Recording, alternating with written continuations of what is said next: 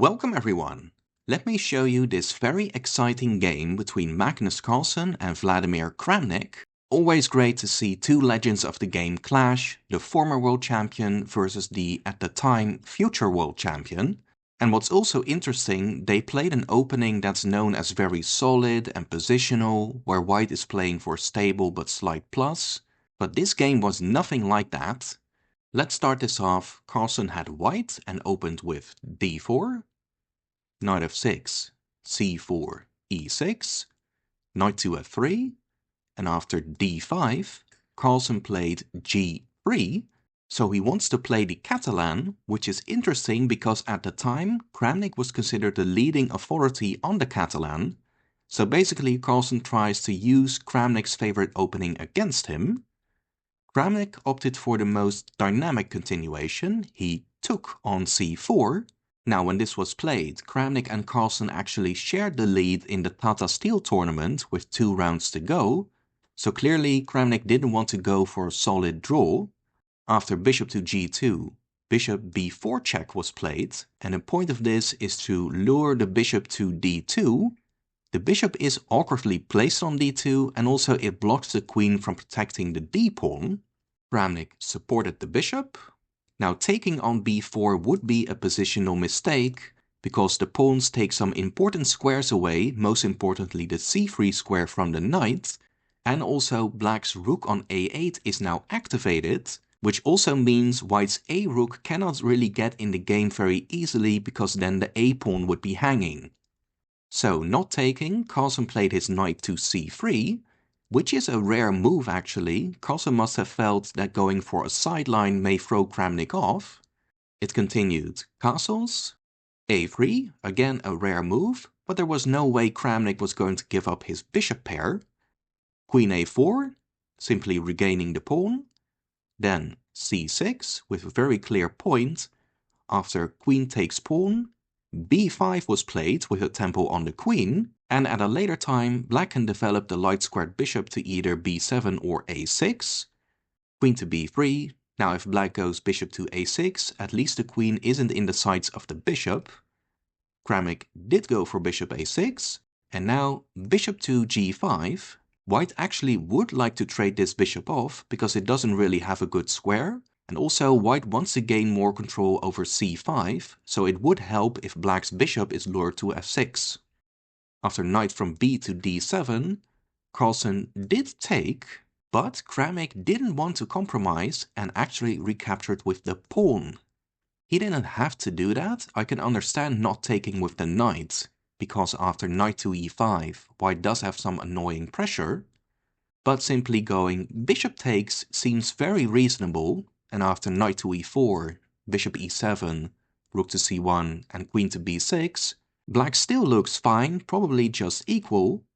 But Kramnik felt like taking a risk, which I can also understand. The position is more double-edged now, it gets sharper, maybe Carlsen will mess up somehow. Now queen to c2, looking at black's weakened kingside. b4, activating the bishop, threatening the knight. Knight to a4. Then rook to c8, the rook opposes the white queen, so if black could break with c5 at the right moment, that could be very nice for black. White castled, and here Kramnik decided to break with c5 right away, but white did have a strong counter. Pawn to d5. If black would take that pawn, then the f5 square would be very weak. It makes sense to me to just go f5. And if pawn takes, you can still recapture with the pawn. But I must say it still looks a bit uncomfortable after queen to b3. Black can go bishop to b5 to try and keep the queen occupied with the defense of the knight. But white can still take with check, and then have the rook defend after a takes b4. Stockfish says it's still completely equal, but I don't think it looks that equal for a human. Going back, Kramnik didn't do that, he did just take the pawn, which also looks risky, but he did get away with this. Carlsen went bishop to h3. Maybe it was better to just attack that weak pawn on d5, and if bishop b7, knight to h4 simply attacks it again. Now it would be wise if black just gets his queen out of trouble. but certainly after white grabs this pawn, we can imagine something nasty can happen on the king side and the c-pawn will maybe also be weak. But Carlsen didn't go for that, he went for this bishop h3 move, which does take control over f5 I guess, but it does seem to lack a specific threat. Kramnik improved his bishop somewhat, keeping an eye on the knight. Then a pawn trade, now the knight has decent defense. White pressured the d-pawn, but Kramnik just pushed the pawn. Supported by the bishop on b5, that pawn could become dangerous if it's pushed further, but bishop to f5 prevents that for now, but more importantly it threatens to win the h-pawn. However, Kramnik had a nice response. Knight to e5. So he's ignoring the pawn, but he's also offering an exchange. White's bishop is really nice, so black would welcome losing the exchange. After this, black even has a strong in-between move, pawn to d3, and after queen to c1, then queen takes bishop, and if white trades the knight, then first another in-between move and black is in no danger at all. Understandably, Carlsen wasn't interested in taking the rook, he simply grabbed that h-pawn. But that also has a downside, because now black may use the h-file for one of his rooks. After a trade on e5 and bishop to f5, the rook doesn't give itself up anymore but comes up the board, maybe taking up an attacking position on the king side at a later time. Queen to e4 was next, hoping to grab another pawn.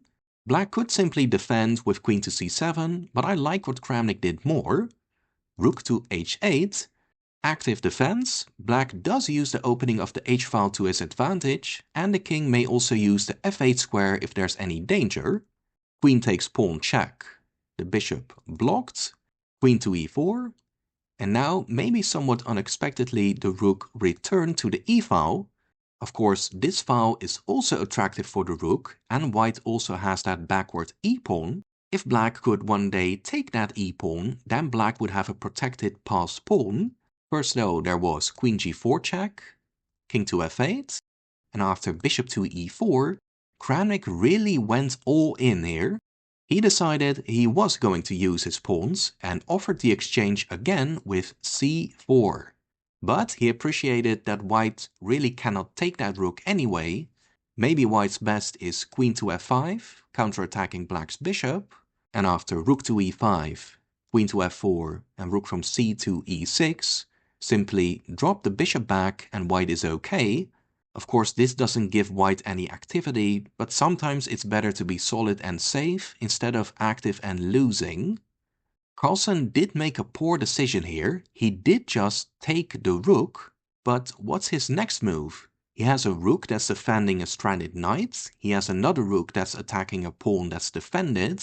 What's he planning to do? He isn't checkmating with just the queen. Anyway, Carlsen did play a queen move, maybe hoping for queen c5 check, but then simply rook to e5, queen check. But here Kramnik got a bit carried away. The safest square is g8, and white really doesn't have a follow-up. But instead he went to e7, maybe to provoke Carlsen to make another rash decision, but I think he did miss something. Carlsen didn't see this, but he could have played this nice move, knight to c5, so hanging the knight but allowing the rook to start an attack on the king.